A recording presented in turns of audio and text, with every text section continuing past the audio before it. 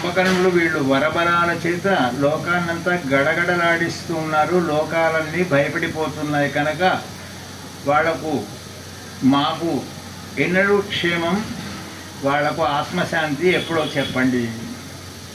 దేనికైనా కూడా కాలానికి అందరం కట్టుబడాల్సి ఉంటుందయ్యా బాబు. డబ్బులున్ననాడు పెళ్లి చేద్దామంటే అమ్మాయికి 3 ఏళ్ళు, అమ్మాయికి 30 ఏళ్ళు వచ్చిన తర్వాత చేద్దామంటే డబ్బు లేదు. అందుకోసం కాలం కోసం ఏదో చేస్తుంటే పాపం చేయంగా ఉన్నాడు జ్వరం వచ్చినాడు. జ్వరం వస్తే మనకు జ్వరం వస్తే ఏం చేస్తామంటే పూజ బాధ పెట్టేస్తాడు. జ్వరం వచ్చిన వాడు ఏం చేస్తాడు? పాపం ఆయన అలా చేయలేదు. జ్వరమా నా పూజ ఎంతవరకు చెట్టు మీద ఉండు, పూజ అయిపోయాక మళ్ళీ అలాగే అలాంటి వాడండి అర్చకుడు. సరే జ్వరం పోయింది, చేతల చేత హింసించి ఒక పిశాచి జన్మ వచ్చేసింది ఆమెకు. అందుకోసమై మరి అంటే పాపం ఆమెకు ఆ జన్మ పోయి మళ్ళీ పవిత్రురాలు కావాలంటే ఏం చేయాలి? నేను ఇప్పుడు నీకు వయస్సు ఎంత? 98 అని తప్ప మనం భగవంతుని చూస్తే ఇది ఒక ఆనందం ఉంటే ఉండవచ్చు. కనుక అక్కడ దేవతలు కూడా కోరుకున్నారు కనుక దశరథాన్ని గర్భవాసంలో పుడతాను. కానీ ఎందుకు పుట్టలేదు అంటే పాపం శ్రవణ కుమారుని తీసుకొని వెళుతూ ఉన్నాడు.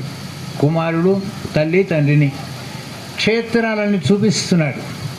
ఎలా చూపిస్తున్నా అంటే కళ్ళు లేని వాళ్లకు కూడా కళ్ళు ఉన్నట్టుగా కనిపించేటట్టుగా అంటూ ఉంటారు కదండి. ఒక్కోసారి కళ్ళ కట్టినట్టుగా ఉందండి మీరు మాట్లాడుతుంటే అంటారు. కళ్ళ కట్టినట్టుగా ఉండడం ఏంటి? కళ్ళకు అద్దినట్టుగానే ఉంది చెప్తే. అలాగా చూపిస్తూ యాత్రలను తిరుగుతూ ఈ అయోధ్యానగర ప్రాంతానికి వచ్చాడు పాపం ఆయన. ఎండాకాలం. నాయన కుమారా దాహం వేస్తోందిరా. అమ్మా ఇక్కడ మీరు ఉండండి, నేను వెళ్ళి చూసేస్తానని పాపం వీడు చిన్న చెంబు లాంటిది పట్టుకొని వెతకగా సరయూ నది యొక్క పాయ అక్కడ ప్రవహిస్తోంది. అక్కడికి వెళ్ళాడు, చూచాడు. ఆ నీళ్లను ముంచుతూ ఉన్నాడు. బిందెను నీళ్లలో ముంచినప్పుడు కొంచెం చప్పుడు వస్తుంది బుడబుడ అని. అక్కడనే ఉన్నాడు పక్కకు దశరథ మహారాజు గారు వేటకు వచ్చాడు. ఆయన అక్కడే నీ చెవులు నోరు జాగ్రత్త సుమా, అది నీ జన్మానికి మంచి చెడు రెండూ చేసే శక్తి ఆయుధంలాగా దానికి ఉంది.